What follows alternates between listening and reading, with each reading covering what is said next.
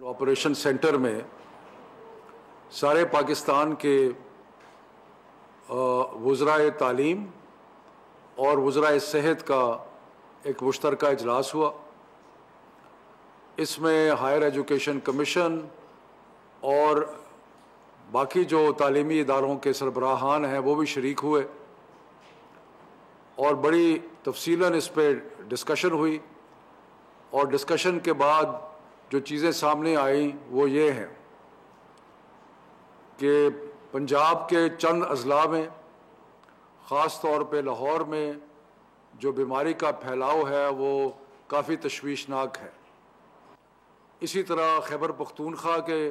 کچھ علاقہ جات ہیں جہاں پہ بہت زیادہ مسائل ہیں۔ یہی حال چند ضلع آزاد کشمیر کے ہیں، لیکن اس کے علاوہ سندھ، بلوچستان اور گلگت بلتستان میں بیماری کی شدت ریلیٹیولی بہت کم ہے۔ تو ان ساری چیزوں کا جائزہ لیا گیا، اور جائزہ لینے کے بعد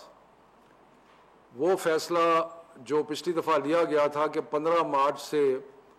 28 مارچ تک اسکول اور تعلیمی ادارے، اور میں یہاں پہ خاص طور پہ ایمفسائز کرنا چاہتا ہوں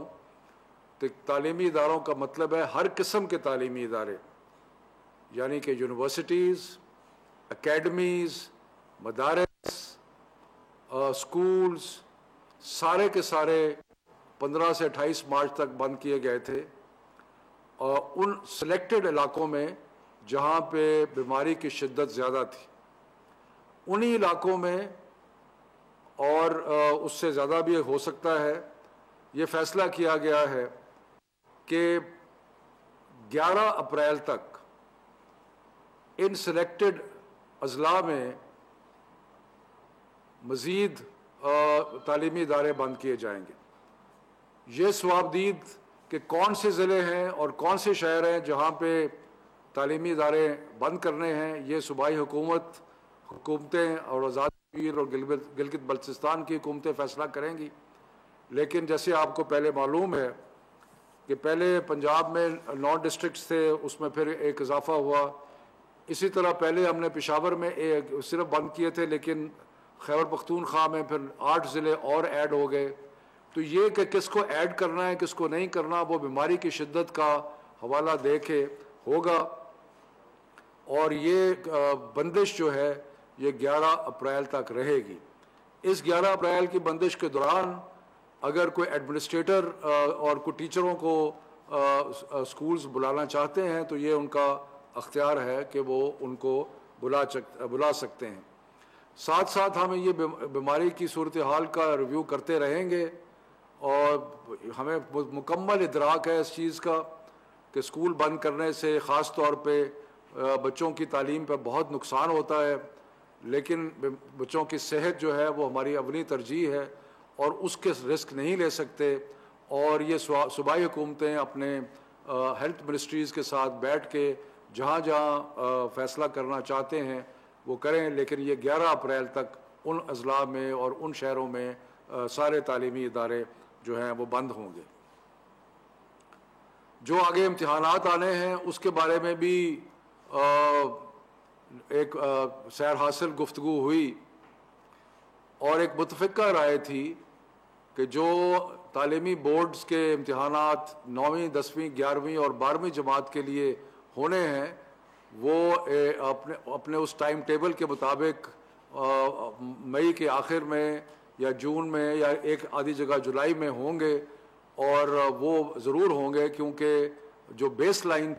تھی وہ اب ممکن نہیں ہے۔ پچھلے سال بھی 9، 10، 11، 12 کو پروموٹ کیا گیا تھا، لیکن اب اس سال جو ہیں وہ ایگزام ہوں گے۔ جہاں تک کیمبرج کے ایگزامات او لیول اور اے لیول کا تعلق ہے، یہ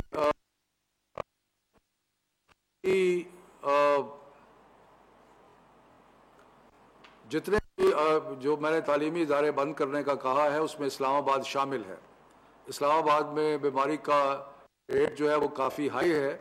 تو اس لیے اسلام آباد میں بھی 11 اپریل تک سارے تعلیمی ادارے جو ہیں وہ بند رہیں گے۔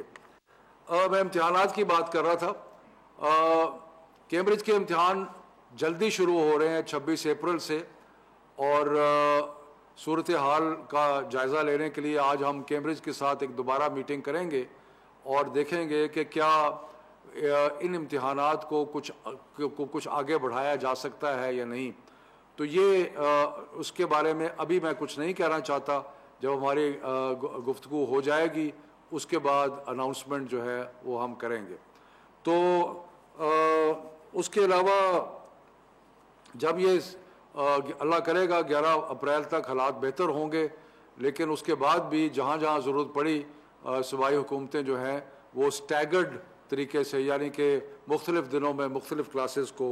जो हैं वो बुला सकते हैं। और ख़ास तौर पे शिकायत आई है कि कुछ एकेडमीज़ जो है वो खुली रहती हैं, ऐसे अब बिलमुकम्मल तौर पे इस पर पाबंदी होगी, और अगर कोई खोलेगा कानून की खिलाफ वर्जी होगी तो उनको सील कर दिया जाएगा। तो ये हैं चंद एक जो फ़ैसले आज हुए हैं। 7 अप्रैल को दोबारा एक मीटिंग होगी NCOC में तालीमी वज़रा की और सेहत के वज़रा की, जो कि बाकी सारी सूरत हाल का दोबारा जायज़ा लेंगे, और अगर उससे पहले कोई डेवलपमेंट हुई तो वो भी मैं आपकी खिदमत में हाज़िर होकर पेश करूँगा। मेहरबानी।